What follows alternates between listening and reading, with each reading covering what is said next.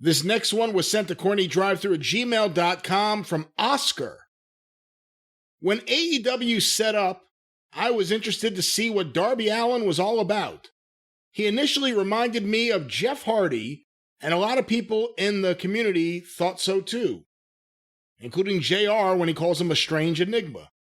However, after a year, there's just something he's missing, and I can't quite pinpoint what it is. With your experience, what do you think it is that Jeff Hardy has that Darby doesn't?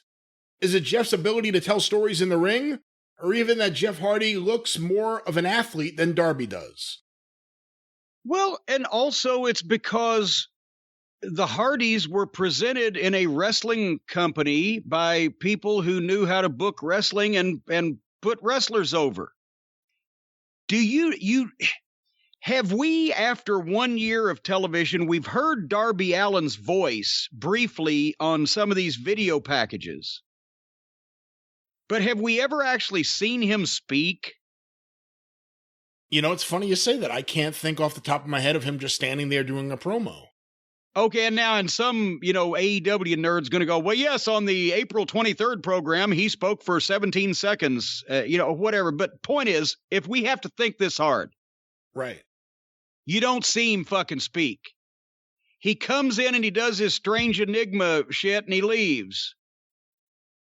The videos may be cool if you're a video school student or for young people or whatever, but the videos have not featured him.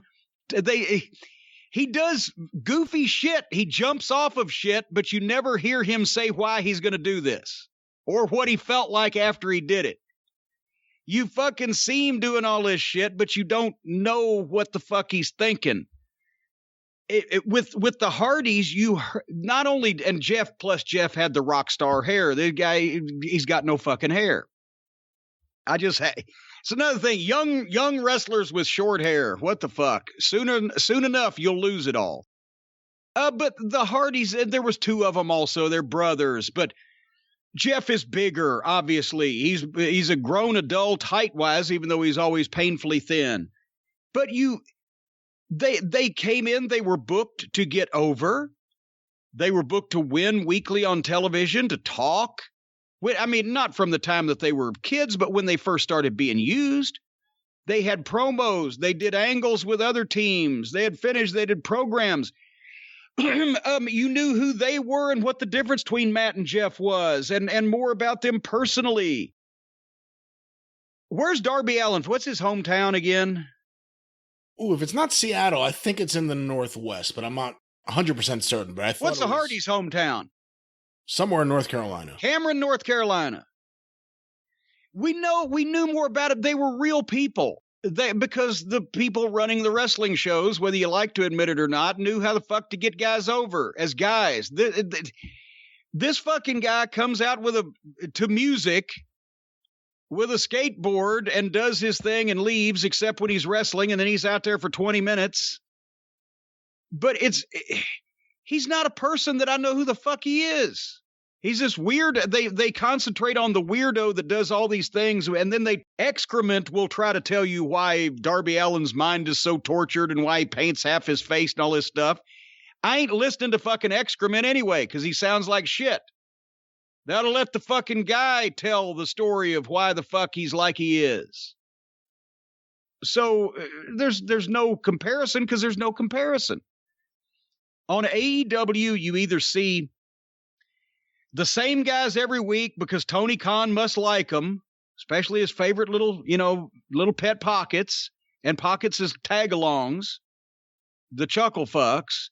You see them every week for 25 minutes, or you go fucking 3 or 4 weeks without seeing somebody except in a 30-second video flash.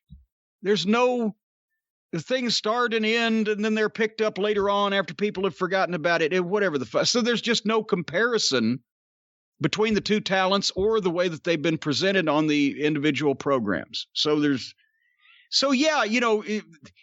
I saw what JR was doing when he would say that, because the comparison could be made if they had done anything to get Darby Allin over as a person instead of another one of the people that come out and perform on their stage show. So it sounds like you think that in terms of comparing him to Jeff Hardy, the problem is less Darby's actual work and more the way he's being utilized. Well, yeah, and I mean, I don't know if he's battling against this. Maybe he thinks this is that the way they've used him was good.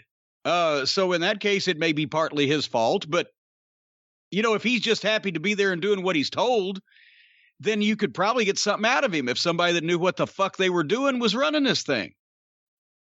But some fucking mute guy that small that you haven't been made to like as a person.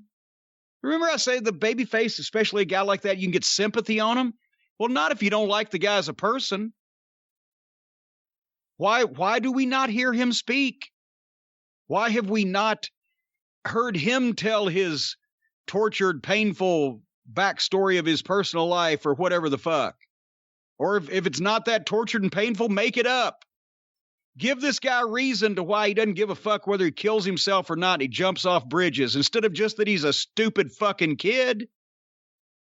They're promoting some idiot on a video on ridiculousness instead of if the guy can talk and you can get something out of him, let him explain why that he was finally, he just broke and decided he doesn't care. He's going to live life to the fullest or whatever and jump off the bridge. Make me feel sorry for him if he jumps off the bridge and gets hurt. Because right now I don't. Because he deserves it. Because he's just some idiot jumping off a bridge.